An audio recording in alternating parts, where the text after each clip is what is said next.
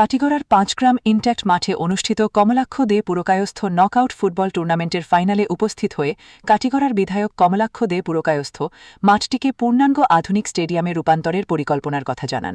স্থানীয় ক্রীড়াপ্রেমীদের স্টেডিয়াম নির্মাণের দাবির প্রেক্ষিতে তিনি বলেন, প্রকল্প বাস্তবায়নের আগে মাঠ সংলগ্ন অবৈধ দখল উচ্ছেদ করে পর্যাপ্ত জমি নিশ্চিত করতে হবে। পাশাপাশি স্টেডিয়াম নির্মাণের জন্য প্রয়োজনীয় অর্থ বরাদ্দের লক্ষ্যে রাজ্যের মুখ্যমন্ত্রীর সঙ্গে আলোচনা করবেন বলেও আশ্বাস দেন।